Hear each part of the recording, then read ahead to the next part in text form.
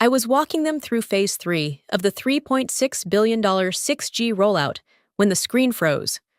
One moment, I was presenting latency maps for Western Africa, fielding live questions from partners in Singapore and Zurich. The next, my cursor vanished. The screen blinked twice, and the phrase "access denied" pulsed in the corner like a heartbeat I hadn't noticed until it stopped. I blinked, tried to refresh. Then a second window popped open. "Your credentials have been disabled." The air inside the glass conference room thinned. My team across 5 time zones was still watching. Their cameras were on. Their mics were live. They didn't move. Neither did I, until the door behind me opened, and a security guard in crestfall uniform stepped in, avoiding eye contact. He didn't raise his voice. He didn't explain. He just said quietly, "Ms. Brooks, you need to log off, effective immediately." The silence that followed wasn't technical. It was surgical. On the screen, my face was still framed in the corner box. I could see myself, blinking once, just once, then clicking "Leave meeting." I stood up slowly. My hands didn't shake. My heart did. In that moment. No one spoke. Not the CTO, 2 seats away. Not the European director I'd trained personally. Only a partner from Tokyo. Confused, asked, "Apologies, was that a planned transition?" Aaron Fisk's face appeared on the screen. Perfectly lit. Smiling like nothing had happened. "We'll proceed from here. Thank you, Helena, for your service." Just like that. No explanation. No chance to defend myself. No technical issue. No farewell. As I walked past the wall of global deployment maps I had built by hand, I saw it all. Every rollout timeline, every server tag, every decision that had my name on it. And yet, not a single person in that room had stood up for me. 10 minutes later, in the elevator, a message buzzed on my phone. It was from a junior engineer. "It wasn't about your work. Fisk told the board he had to make a power move before the earnings call." I didn't reply. I just looked down at the USB in my pocket and exhaled. The apartment felt like a museum exhibit of a woman who used to live here. Dust curled along the edges of the windowsill. 2 plants, long dead, sat in the corner beneath a cold lamp. The bed was made, untouched. A coffee mug waited beside the sink, stained with the last sip I never finished. I stood in the doorway for a while before finally stepping inside. I hadn't really lived here in years. This apartment, 900 square feet in downtown Austin, was supposed to be temporary. A place I'd come home to once Helios stabilized. Once the rollout passed, Phase 2. Once things calmed down, they never did. I dropped my bag, powered up my old personal laptop, and waited while the screen blinked awake. There it was. My old desktop, diagrams of server models, memos I'd never sent, and a single video file labeled Dad's Service. I opened it once. Never made it to the end. The last time I was in this room, my father was still alive. He died on a Thursday, that Sunday. I was scheduled to speak at the Helios Showcase in Berlin. 30 governments, dozens of telecom partners. I offered to cancel. My mother only said, "Your father was proud. He told everyone what you were building. Go show them." So I streamed the funeral from a hotel room, fully dressed in my blazer, heels on. The countdown timer for my keynote hovered in the corner of the screen as the priest began to speak. That was the moment I realized some grief doesn't explode. It settles in like dust. And it stays. I lost more than just him. A year later, I lost the person I loved. We'd been trying to adopt twice, but I missed interviews, delays, escalations at 2 a.m. There was no final argument, just one quiet sentence. And the sound of packing boxes. You love that system more than you love the idea of a family. They weren't wrong. I pitched Helios 4 times. Investors said 6G was fantasy. No one wanted to back it. On the fifth try, the board gave me a condition: prove 30-day uptime under pressure, or walk away. Server time wasn't cheap. I had two options: abandon everything, or mortgage the only thing I owned. I chose the third. I walked into the bank, slid them the deed to my apartment, and secured a 30-day lien. It paid for bandwidth, cooling, and load testing, just enough. No one knew. Helios hit a 94.8% uptime score. That number bought me a green light. Tonight, standing in the same living room I once bet everything on, I opened the drawer beside the couch. Inside was the folder, still sealed. The original line papers. I hadn't looked at them in 6 years.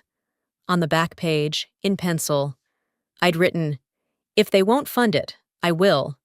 I set the folder down, reached into my coat pocket, placed the USB next to it. Outside, traffic hummed. Inside, I leaned back against the wall and let everything catch up to me. Not loud, not dramatic, just real, like silence after thunder. When Aaron Fisk first walked into our building, people sat up straighter. He had that kind of stage presence, the kind of man who could give a TED Talk without slides, sell you a parachute while you're standing safely on the ground. He moved like the room belonged to him before he'd earned it. And maybe that's what unnerved me most. He hadn't earned it. He opened with a line I'll never forget. Disruption isn't a phase, it's a mindset. The room ate it up. Even the more senior engineers nodded. He talked about growth metrics, cross-continental synergies, digital trust. He used buzzwords like breadcrumbs, leading people right where he wanted them. And when he smiled, that wide, white, perfectly calculated smile, you could almost forget that no one had asked why the previous CEO was gone. I didn't clap. I watched. The first red flag came 2 weeks later. He slashed the QA department's budget by 40%, right when we were entering the most sensitive load testing phase of Helios. I raised the issue, not loudly, just in a performance brief with relevant data. His reply came 2 hours later, via email. "Appreciate your passion, Helena. Let's stay aligned on executive priorities." Nothing more, nothing less. Then came the quiet removals. People who had been with Helios from day one started disappearing, transferred, demoted, or simply reassigned to strategic analysis roles that led nowhere. One by one.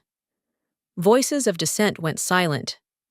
I started writing names down, not because I feared for them, because I feared for what it meant. Fisk wasn't just reorganizing. He was sterilizing, removing friction points, and he did it with that same smile plastered across every company memo. Soon, the culture changed. Questions dried up in meetings. Nobody pushed back. People stopped eating lunch in common areas. It wasn't paranoia, it was policy. He introduced a feedback transparency tool to collect anonymous employee input. I knew code. I traced the logins. They weren't anonymous. Each submission carried a silent metadata tag tied to employee ID. No one noticed. Or if they did, no one said it out loud. Then came Virial Systems, a third-party data analytics contractor Fisk brought in to enhance behavioral forecasting for user engagement. It sounded harmless, technical, scalable. But something didn't sit right. The contract was approved unusually fast, and the integration code was deployed before anyone could review the structure. I checked their site. Clean, new. A handful of vague case studies, and no executive team listed. That was odd. I dug into the contract metadata, just routine curiosity at first. But one field jumped out. The signature line. It didn't match any listed Virial employee. The signer's name was Elliot Reese. It triggered something in the back of my mind. I ran a background check. A 2018 article surfaced. Elliot Reese had worked as a strategic advisor for a predictive tech firm that was later exposed for selling private behavioral data to unauthorized political groups. It became a minor scandal until Reese vanished from public records. Vanished and then reappeared? I cross-referenced digital signature hashes. The same key had been used, recently, by someone in Crestfall's internal admin system. I looked again. The hash matched Aaron Fisk's own signature key. Aaron Fisk and Elliot Reese were the same person. He hadn't just changed jobs. He'd changed his name. The man leading the world's most sensitive, high-coverage telecom deployment had once worked under an alias at a data mining firm caught in ethical violations, and now, under a new identity, was partnering Helios with another shadowy firm? I leaned back from the screen. The room felt colder than it had when I arrived. I didn't print anything, not yet. I archived the contract, saved the metadata trail, and wrote just one line in my private project notebook. This isn't mismanagement, it's manipulation. No one else knew, not yet. But something inside me settled. Not in panic, not in fear, in clarity. Because now I understood why people like me had to be removed. We didn't just see the system, we remembered who it used to belong to. 2 days after they let me go, one of my old logins still worked. It wasn't a backdoor, more like a bureaucratic oversight. Crestfall's offboarding policy allowed a grace period for legacy admin accounts to expire from the Edge cache registry. I knew it wouldn't last, but I didn't need long. Just a look. I wasn't trying to cause trouble. I told myself that. I just wanted to see if they were dismantling the system I'd built, replacing the core logic, rerouting the cloud map, corrupting the architecture. Instead, I found something worse. At first, I thought it was a patch. It was tucked inside a secondary environment cluster. Odd, but not unheard of. The file names were generic, like something auto-generated by contractors. User behavior patch.v4, location log, gesture data hook. I opened the first one. The code wasn't mine. That wasn't unusual. But the logic was off. It wasn't optimizing latency or compressing bandwidth. It was listening. It captured real-time GPS from mobile nodes. It tracked user screen gestures, app switching behavior, even motion sensor feedback. It ran 24/7 and didn't wait for user consent. I checked the next file. Same structure, same quiet. Invisible transmission to a viral systems address. The data didn't just pass through Crestfall servers. It bypassed the main admin dashboard entirely. These packets were being funneled directly to an endpoint registered offshore. I leaned forward, hands tightening around the edge of my desk. This wasn't optimization, it was surveillance. And someone had embedded it into Helios. The worst part, it looked clean, polished, like it had been tested for weeks before going live. I scrolled to the bottom of the script, hunting for the digital signature. Just a formality. I thought, maybe a new engineer's tag. What I saw made the room tilt. Signed by helena.brooks.94@crestfall.net, my name, my email, my system ID. I stared at it for a long moment, not blinking. My account had been deactivated on the day I was fired. Officially, it should have been locked out of all deployment environments. So how the hell was it being used to sign code? I checked the timestamp. It was marked 3 days after my removal. 3 days after I left that conference room in silence. The signature wasn't forged in the traditional sense. It used my original key hash, copied, cloned, reinserted. Someone had pulled a version of my credentials from the backup environment and reattached it to something I didn't write. Something I never would have approved. I felt my throat tighten. What else had they signed in my name? I ran a query on deployment logs filtered by my credential string. The list was longer than it should have been. Not just these patches, other functions.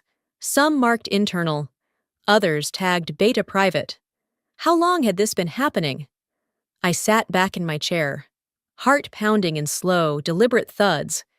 They weren't just misusing the system, they were using me, my name, my reputation, as a human shield. If this ever came out, the trail wouldn't lead to Aaron Fisk.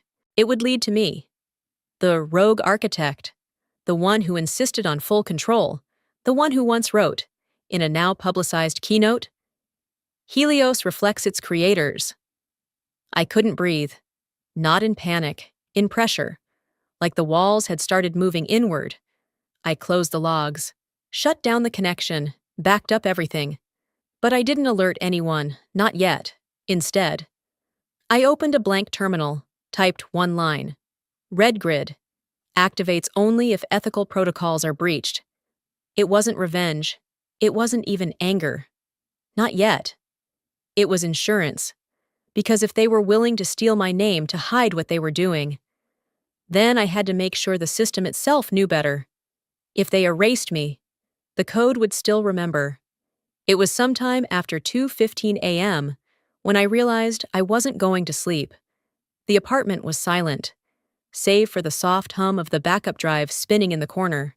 I sat at my kitchen table, fingers laced around a cold cup of coffee, staring at the blinking cursor on a black terminal window. I wasn't angry anymore. That was the scariest part. After discovering that someone had been using my credentials to embed unauthorized surveillance into Helios, after tracing the data pipelines to Virial's offshore servers, after realizing my name was being used as cover, I should have been furious. But fury would have passed. What I needed was permanence. I opened a new file and titled it redgrid.pa. Not flashy, not violent, not a weapon, a shield, for years. I'd trusted that people in power, myself included, would act with integrity. We designed Helios with firewalls and encryption and auditing protocols, but we never designed it with one essential thing: a conscience. Redgrid was going to be that conscience. It wouldn't attack. It wouldn't expose. It wouldn't shout. It would simply shut down. If Helios ever crossed a moral boundary, if it accessed user data without consent, rerouted to unapproved servers, mimicked behavior profiles without transparency, Redgrid would activate. Quietly, automatically, irreversibly. It would freeze the node in question, sever connections to the core network, lock out all credentials, no matter how high. Send one encrypted log to a single isolated server I controlled. No alarms, no alerts, just a full stop. The code began simply. Redgrid, ethical lockdown trigger. If detect unethical pattern data, flow, initiate freeze. Of course, it was more complex than that. I built behavior trees, compliance matrices, consent verification thresholds. I trained it on examples of ethical use, and more importantly, unethical misuse. And I made one unbreakable rule: no override. Not even from me. If Redgrid detected someone trying to disable it, or alter its parameters, it would escalate immediately, shut down broader clusters, harden the core. I had to know it didn't trust anyone, not even the woman who wrote it. To test that, I inserted a false function, simulating unauthorized data capture without notice. Within seconds, the Redgrid dashboard flicked from green to orange, then red. The test server disconnected from my machine. The code sealed itself. I laughed, not bitterly, almost relieved.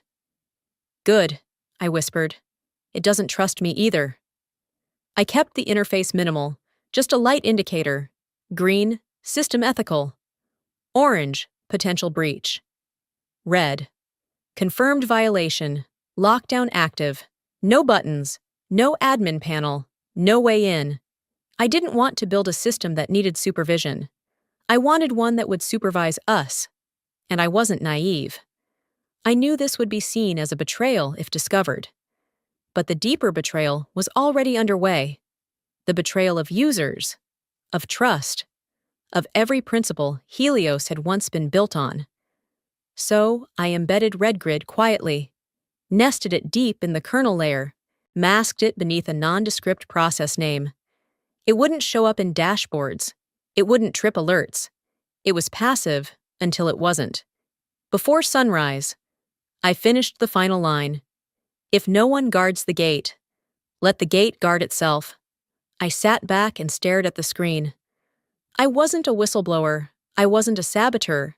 I was a systems architect, and I had just designed a system that could outgrow its creators, outlive their ego, and outlast their greed. Not by taking power, but by knowing exactly when to shut it off. I returned to the office the next morning, not because I had to, just to pack the last of my things. No one told me when to come. No one said goodbye. My access badge still worked at the front desk, though the receptionist didn't look up when I scanned in.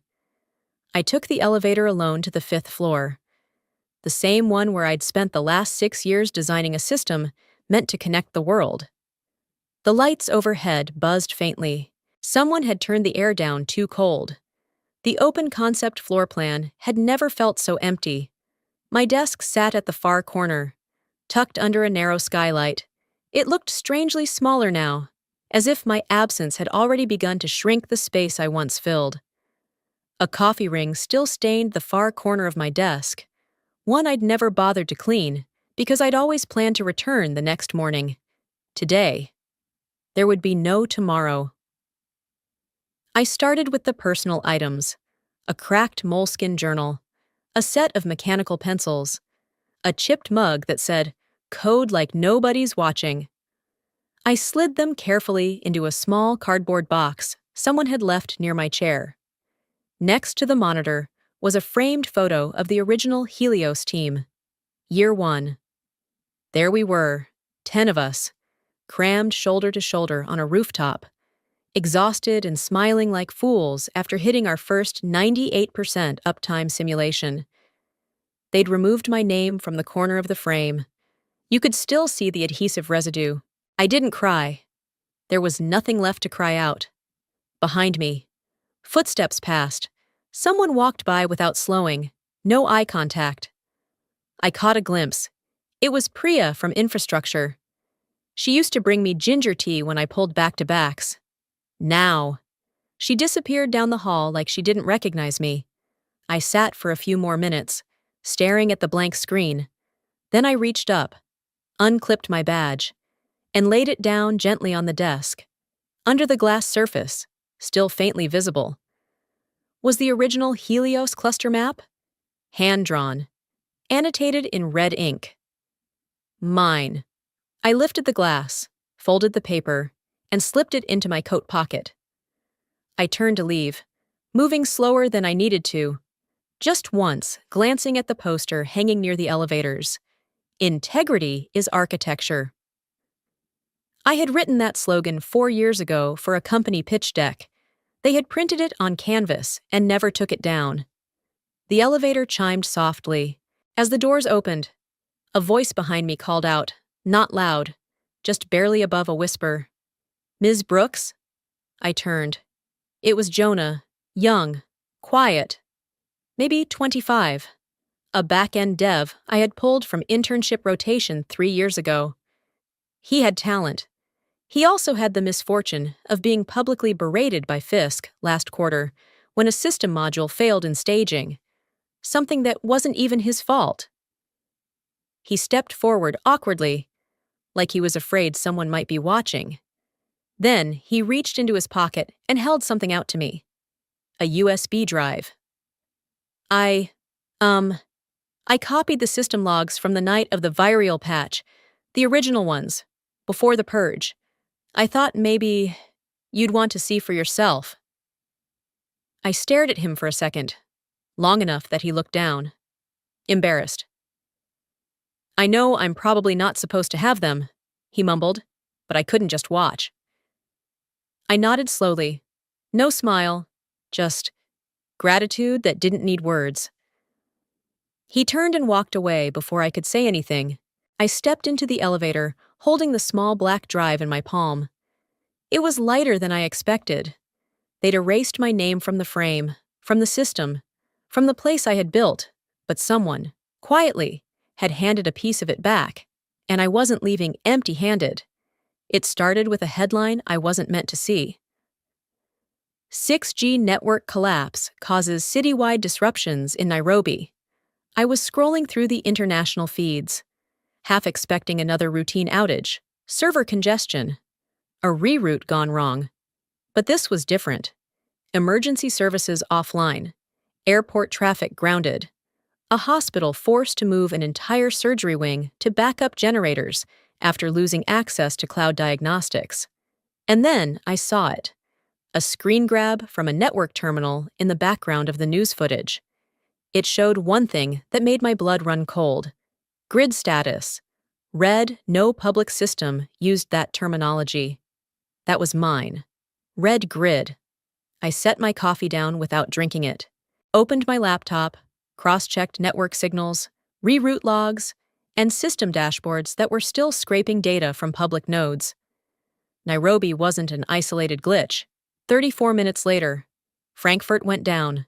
Then, within the next hour, São Paulo. Not a total blackout, not everything offline, just targeted.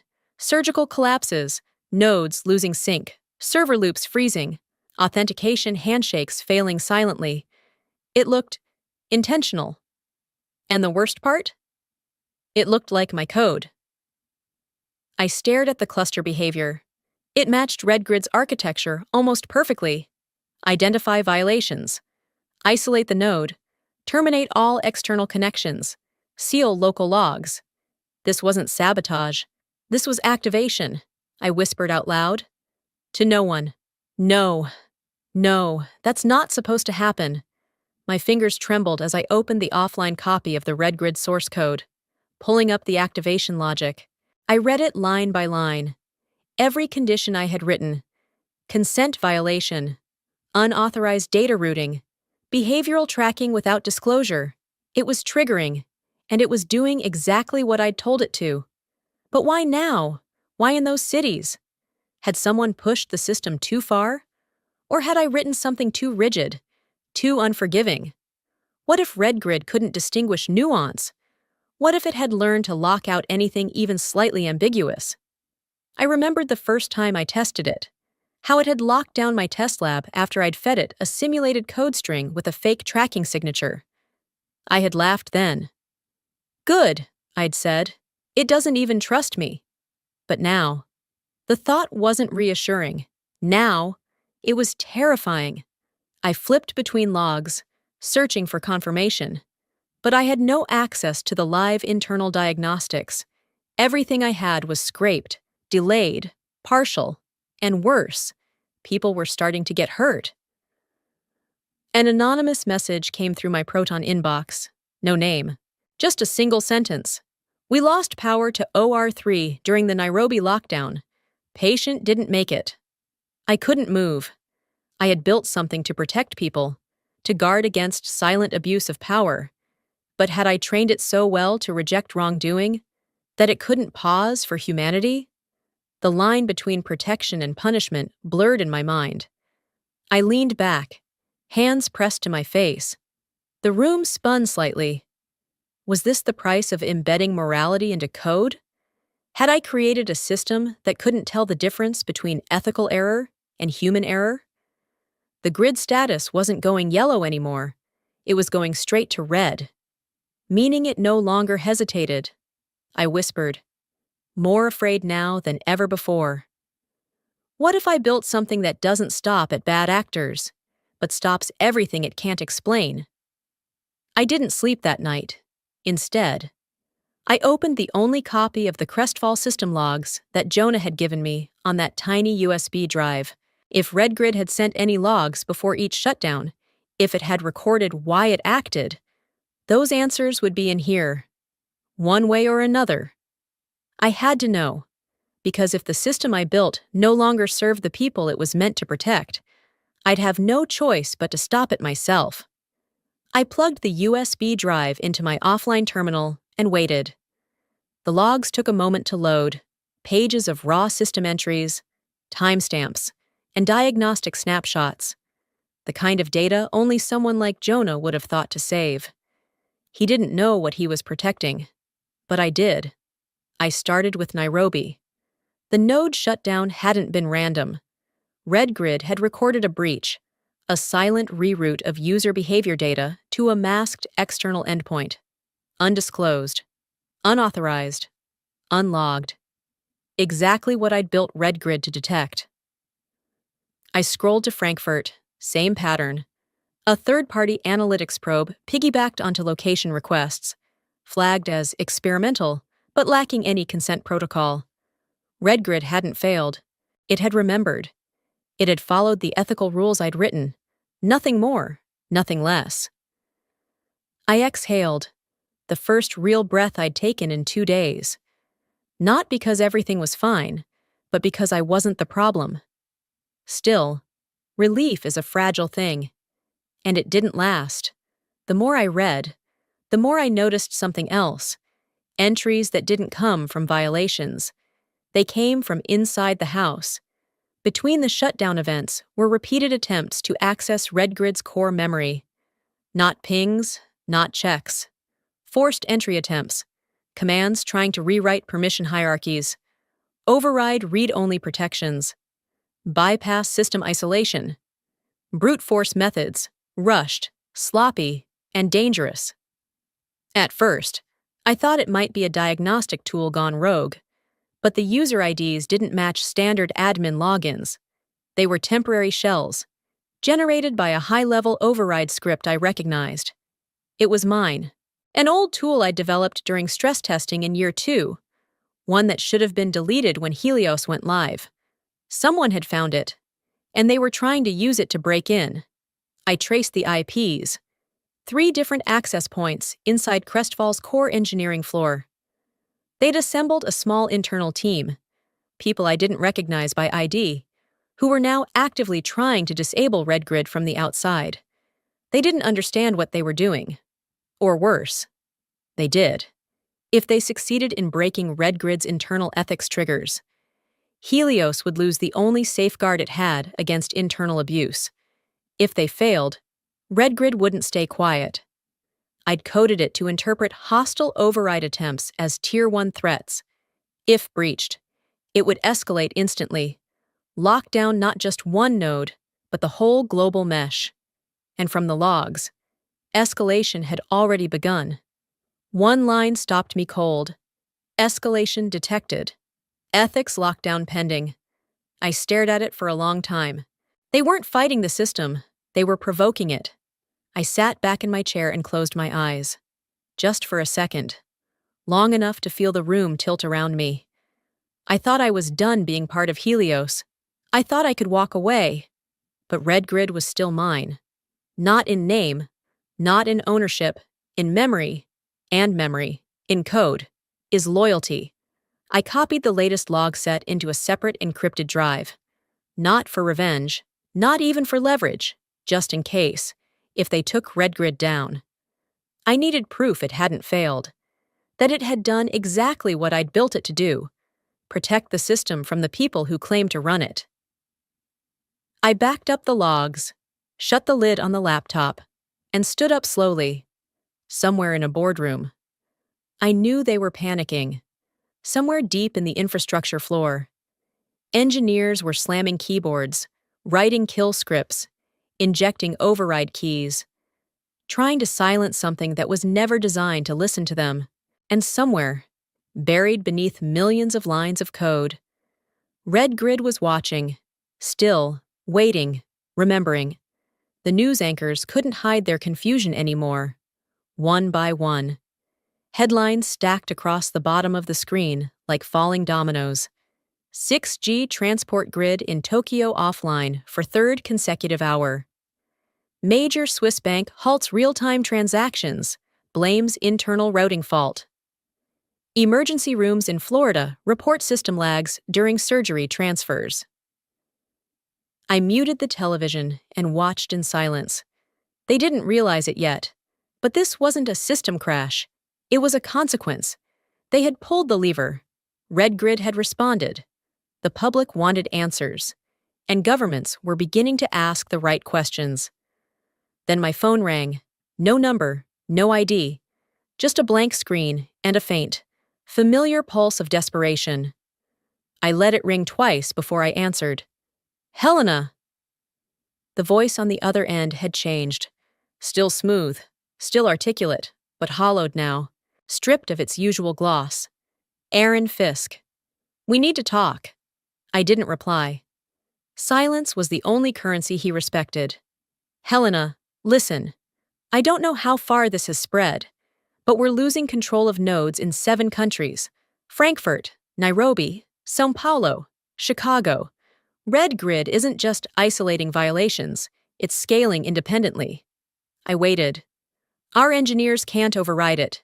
Every attempt escalates the lockdown. It's feeding on resistance. Please, you know how it thinks. You built the logic tree. That part was true, but logic wasn't what I'd encoded into Red Grid. It was principle, non-negotiable, uncorrupted. I finally spoke. I'll consider helping. There was a pause, hope flooding his breath too quickly. Thank you. Thank you. We can bring you back in. Any title you want. CTO, Chief Systems Officer, you name it, I'll authorize it personally. I smiled to myself. He still didn't get it. This isn't about titles, Aaron. Then what? Equity? Resources? No. I let the silence stretch again before saying it. I want a public apology. From you. A long breath. Then, okay, if that's what it takes, I'll issue a statement. Not just you? He hesitated. The temperature shifted. Who else? The chairman of the board? A beat. The chairman? That's right. I stood, walking slowly toward the window as I spoke.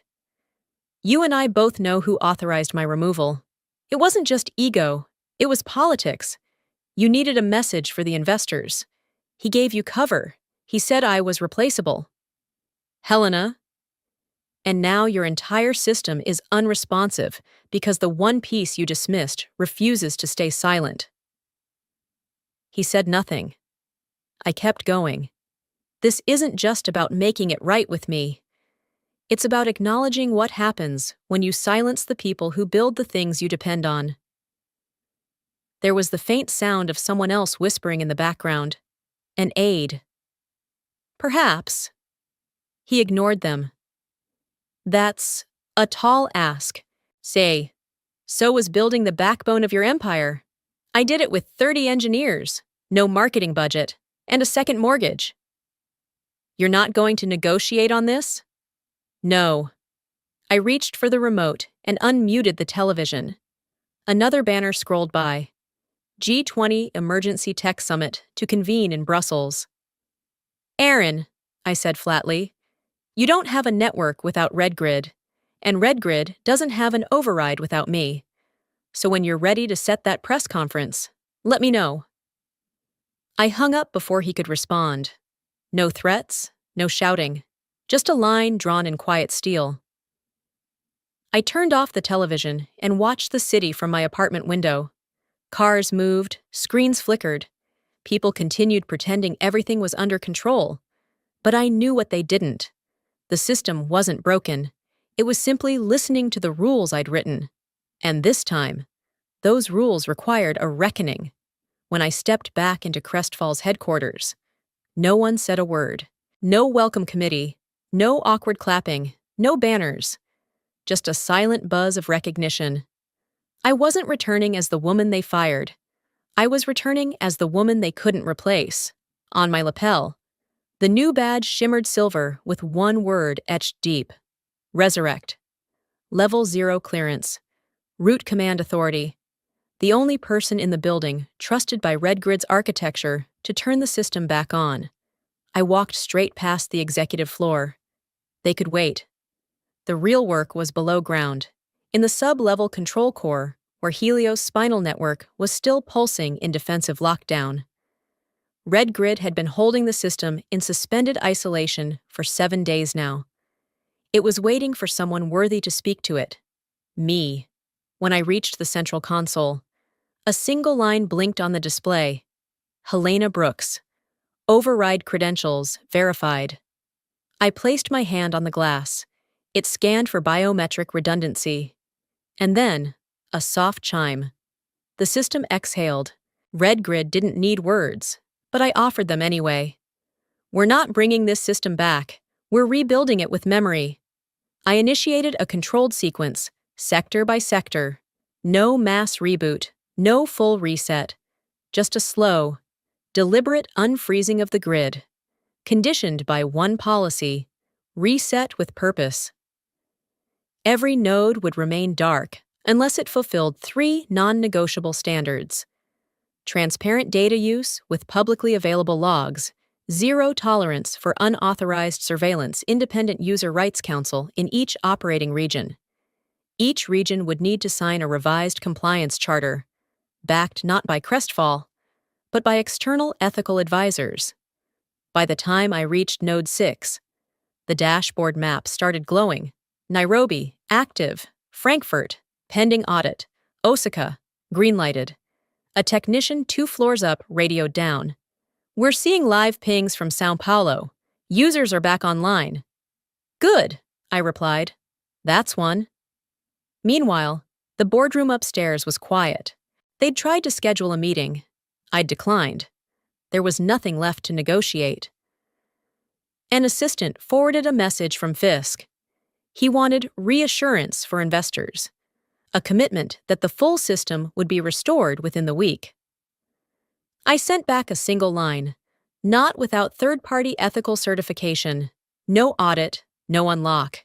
3 major investors had already flown in. One of them tried to call me directly. I didn't answer. This wasn't about stocks anymore.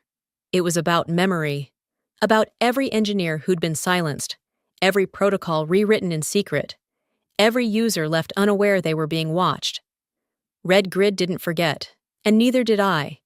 Of the 12 core clusters, I restored 9, but the final 3, including the one powering Crestfall HQ, remained offline, deliberately, until an outside ethics consortium audited the company's internal practices. Those clusters would stay frozen, and I held the last key. Not even RedGrid could overwrite that condition.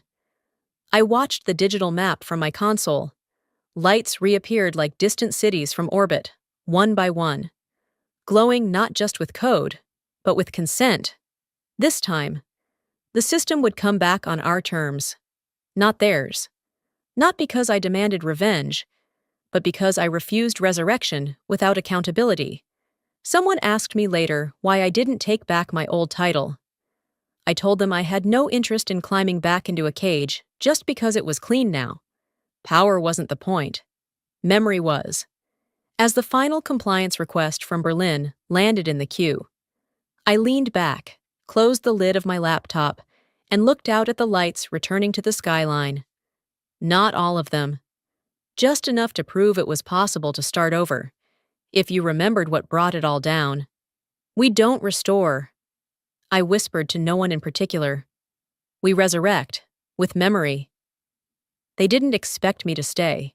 Most thought I'd disappear after the dust settled, quietly retire, write a book, or vanish into advisory silence like so many others before me.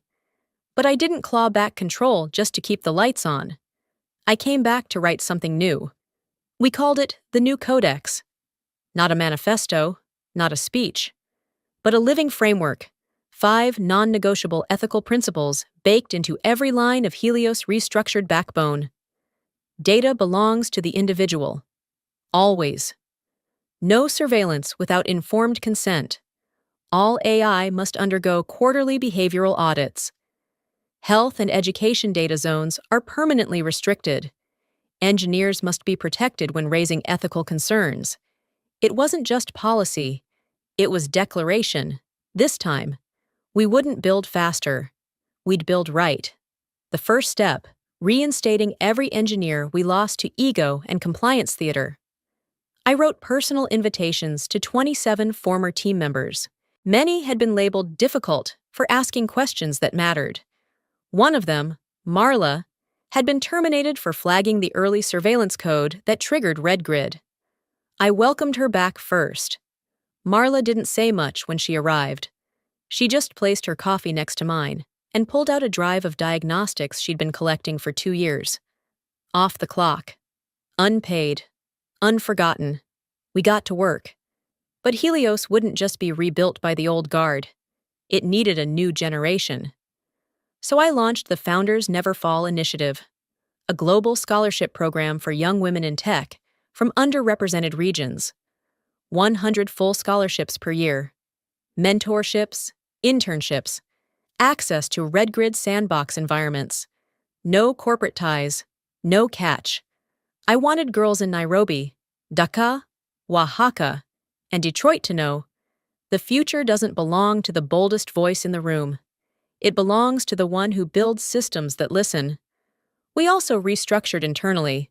Every region now had an independent ethics unit, separate from profit reporting lines. Engineers trained not just in code, but in consequence. Whistleblowers would be encrypted, protected, and rewarded. No more quiet exits. No more disappearing names. By late spring, we live-streamed our first global ethics forum. Over 200 industry leaders logged in. I wasn't there as a product evangelist. I spoke as a witness, as a builder, as someone who'd seen what happens when speed and dominance replace responsibility. At the end of my talk, I shared a quote from my father, something he'd once told me when I soldered my first processor chip at 12. You don't build the future, you earn the right to imagine it. I closed my laptop. The room was quiet. And for once, it wasn't the silence of fear, it was reflection. That night, back in my office, I found an email. No subject, no sender, encrypted twice over. Inside was a short message. We watched how you brought it back. We believe you're the future of security, not just recovery. Would you consider joining the Global Ethics and Cyberstability Advisory Council? The world is listening now. There was no link to reply, no meeting request, just coordinates and a date. I stared at the message for a long time. I didn't answer. Not yet. Instead, I stood up, crossed the room, and picked up the printed copy of the new codex I kept on my desk. The paper was thick, real, imperfect. I ran my fingers across the words, one by one. This was more than a recovery plan. It was a new architecture of trust, and the code that stitched it together wasn't built on speed, disruption, or dominance. It was built on memory, on people, and on the promise that this time, we'd do it differently, not because we could, but because we must. I stepped onto the stage alone. No laser lights, no dramatic buildup, just one spotlight and the soft murmur of 1,000 minds waiting to listen. Behind me, the first slide lit up. 5 simple words in white text against black. One line. That's all it took. I let the silence breathe. Then I began. 6 years ago, I sat alone in a data center at 3 a.m, writing the last lines of what would become Red Grid. I was tired. I was angry. But more than anything, I was afraid. The room stilled. I was afraid of what we were building. Not just the power of it, but the ease with which that power could be stolen, twisted, hidden. I clicked to the next slide, a screenshot of an old line of code. Highlighted in faded green was a single comment I wrote and forgot about, until everything fell apart. If they ever forget who built this system, let the system remember me. I wasn't trying to be poetic, I told them. I was scared, and somewhere deep down, I think I knew I wouldn't be allowed to stay. I paused, letting the words settle in their chests. You've heard the headlines. Global network failure. 4 continents offline. CEO resignation. Ethics protocols restructured. Security architecture rebuilt. I won't repeat what you already know. I turned slightly and looked at the glowing map of the world now restored behind me. What you don't know, I continued, is that red grid was never meant to retaliate. It wasn't a weapon. It didn't destroy. It didn't punish. I moved to the next slide. A frame by frame of red grid shutting down each region, not violently, but deliberately. A silent refusal. It simply said, "No more." It refused to continue under unethical conditions. That was the line. I walked slowly across the stage, stopping center. And people asked me, how did it know when to stop? How could a system tell the difference between a mistake and a violation? I smiled faintly. It didn't. I did. Because I wrote the thresholds. I taught it that human dignity was not negotiable, that oversight was not optional, that memory matters. The next slide appeared. Photographs of Nairobi, Frankfurt, and São Paulo, cities that went dark. Then came back brighter, under new ethical charters. They didn't light back up because someone ordered them to. They lit up because people chose to build trust again, because people remembered. And then I said the part I came to say. Today, I'm opening the source code of Red Grid. Gasps rippled through the room. No trademarks, no patents, no licensing fees. The full code base, every ethical protocol, every safeguard, every audit loop will be publicly available, starting now. I let the pause stretch, heavy and needed. This isn't about martyrdom. I'm not here to be thanked. I'm here because systems built in the dark will always serve the dark. And the only way to protect against misuse is to make sure no one holds the keys alone. Another slide appeared. Red Grid Source Repository. Public. Fork. Adapt. Defend. I could see some in the crowd blinking hard, others scribbling notes, murmuring to each other. I saw a young woman in the second row holding her breath. This code will give governments, nonprofits, educators, even whistleblowers the ability to create their own ethical tripwires. Defense systems that don't strike, but refuse to comply with abuse. I softened my tone. I don't believe power corrupts. I believe power forgets. And the only cure for forgetting is remembering, on purpose. The last slide came up. My original line of code, enlarged across the screen. If they ever forget who built this system, let the system remember me. I turned back to the audience one last time. That's not just about me. It's about you, about every one of you who builds something worth protecting. You may not be remembered in headlines, but if you build with memory, with boundaries, with courage, your work will remember you. I stepped back. No exit music, no lights flashing, just quiet. And as I left the stage, I felt no need to look back. The future didn't need my presence anymore. It had the code. It had the memory. It had enough light to keep going. I've learned that in this world. Too many systems are designed to forget who built them, who broke under them, and who fought to make them better. But I believe memory matters. And I've come to understand that real change doesn't always come from shouting.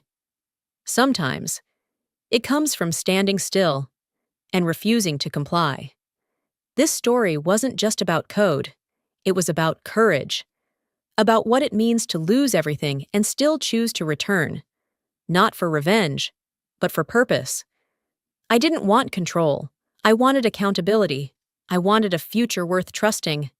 If any part of this journey reminded you of your own, if you've ever been underestimated, silenced, or pushed out but kept going anyway, I'd love to hear your story.